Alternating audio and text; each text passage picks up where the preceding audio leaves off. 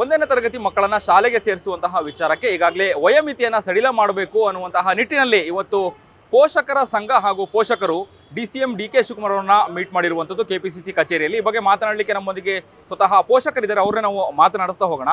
Madam, ಈಗ ನಿಮ್ಮ ಬೇಡಿಕೆಗಳು ಏನೇನು? ಇವತ್ತು DCM DK ಶಿವಕುಮಾರ್ ಅವರನ್ನ ಮೀಟ್ ಮಾಡಿದ್ರಿ, ಮನವಿ ಪತ್ರವನ್ನು ಸಲ್ಲಿಸಿದ್ರಿ, ನಿಮ್ಮ ಬೇಡಿಕೆ ಏನೇನು ಅನ್ನುವಂಥದ್ದು? ಸರ್, ನಮಗೇನಿಲ್ಲ, ಹೋದ್ಸಲ 5.5ಗೆ ರಿಲ್ಯಾಕ್ಸೇಷನ್ ಕೊಟ್ಟಿದ್ರು, ಅದೇ ಥರ ಈ ಸಲನೂ ಕೊಡಿ ಅಂತ. ಇವಾಗ ಜೂನ್ ಜುಲೈನಲ್ಲಿ ಹುಟ್ಟಿರೋ ಮಕ್ಕಳುಗಳಿಗೆ ಹೆಲ್ಪ್ ಆಗಿದೆ. ಒನ್ಲಿ 1 ಲಕ್ಷ ಜನ ಮಕ್ಕಳುಗಳಿಗೆ ಅಷ್ಟೇ ಯೂಸ್ ಆಗಿರೋದು. ಸೊ ಇನ್ನು 4.5 ಲಕ್ಷ ಜನ ಮಕ್ಕಳುಗಳಿದ್ದಾರೆ ಸರ್, ಅವರಿಗೆಲ್ಲ ಪ್ರಾಬ್ಲಮ್ ಆಗಿಬಿಡುತ್ತೆ ಸರ್. ಇವರಿಂದ ನಮಗೆ ನಮ್ಮ ಮಕ್ಕಳುಗಳಿಗೆ ಪ್ರಾಬ್ಲಮ್ ಆಗುತ್ತೆ. ಹಾಗಾಗಿ ಸ್ವಲ್ಪ ಅವ್ರ ಹತ್ರ ರಿಕ್ವೆಸ್ಟ್ ಮಾಡ್ಕೊತಾರದು ಏನಂದರೆ, ಈ ಮಕ್ಳುಗಳಿಗೂ ಫಸ್ಟ್ ಸ್ಟ್ಯಾಂಡರ್ಡ್ಗೆ ಹೋಗೋದಕ್ಕೆ ಅವಕಾಶ ಮಾಡಿಕೊಡಿ, ಆಗಸ್ಟಿಂದ ಹುಟ್ಟಿರೋ ಮಕ್ಕಳುಗಳಿಗೂ ಅವಕಾಶ ಮಾಡಿಕೊಡಿ. ಹೋದ್ಸಲ 5.5 ಮಾಡಿದ್ರಲ್ಲ, ಅದೇ ಥರ ಜನರಲ್ ರಿಡಕ್ಷನ್ ಕೊಡಿ ಅಂತ ಅಂದ್ಬಿಟ್ಟು ಕೇಳ್ತಾ ಇದ್ದೀವಿ ಸರ್. ದಯವಿಟ್ಟು ಆ ಥರ ಮಾಡಿ ಕೊಡ್ತೀವಿ ಅಂತ ಅಂದ್ಬಿಟ್ಟು ಹೇಳಿದ್ದಾರೆ ಸರ್. ಆ ಥರ ಮಾಡಿದರೆ ತುಂಬ ಉಪಯೋಗ ಆಗುತ್ತೆ ಸರ್. 4.5 ಲಕ್ಷ ಜನ ಮಕ್ಕಳುಗಳಿಗೆ ಯೂಸ್ ಆಗುತ್ತೆ ಸರ್.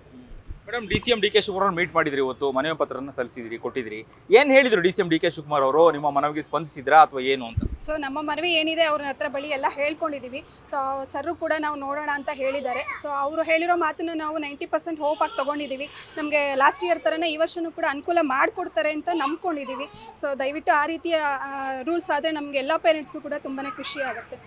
ಯಾರಿಗೆಲ್ಲ ನೀವು ಮನವಿ ಪತ್ರವನ್ನು ಸಲ್ಲಿಸಿದಿರಿ ಅನ್ನುವಂಥದ್ದು? ಇವತ್ತು DCM DK ಶಿವಕುಮಾರ್ ಕೊಟ್ಟಿದ್ರಿ, ಮತ್ತೆ ಯಾರಿಗಾದ್ರೂ ಮಂತ್ರಿಗಳಿಗೆ ಅಥವಾ ಯಾರಿಗಾದ್ರೂ ಕೊಟ್ಟಿದ್ದೀರಾ ಮನವಿನ ಅಥವಾ ಏನು? CM ಸರ್ಗೂ ಕೊಟ್ಟಿದ್ದೀವಿ, CM ಸಿದ್ದರಾಮಯ್ಯ ಸರ್ಗೂ ಮನವಿ ಪತ್ರಿಕೆ ಕೊಟ್ಟಿದ್ದೀವಿ. ಎಸ್ ಮೇಡಮ್, ಹೇಳಿ, ನೀವು ಕೂಡ ಬಂದಿದ್ರಿ, ಏನು ಹೇಳ್ತೀರಿ? ನಮಸ್ತೆ, ನನ್ನ ಹೆಸರು ಅಪೂರ್ವ ಅಂತ.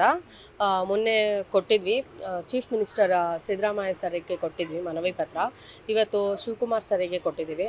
ನಮ್ಮ ಮನವಿ ಏನಂದರೆ, ಜಸ್ಟ್ ಲಾಸ್ಟ್ ಇಯರ್ ಥರ 5.5 ಏಜ್ ರಿಲ್ಯಾಕ್ಸೇಷನ್ ಕೊಡಿ, ಎಲ್ಲ ಮಕ್ಕಳಿಗೂ ಅನುಕೂಲವಾಗುತ್ತೆ.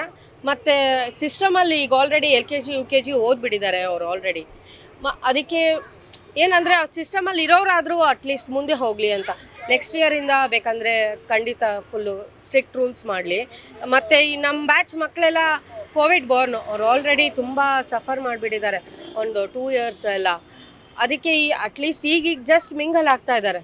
ಈಗ ಸ್ವಲ್ಪ ಮತ್ತೆ ಅವ್ರನ್ನ UKG ಮತ್ತೆ ರಿಪೀಟು ಅಂದರೆ ಅವರಿಗೆ ಮತ್ತೆ ಡಿಸಪಾಯಿಂಟ್ ಆಗುತ್ತೆ.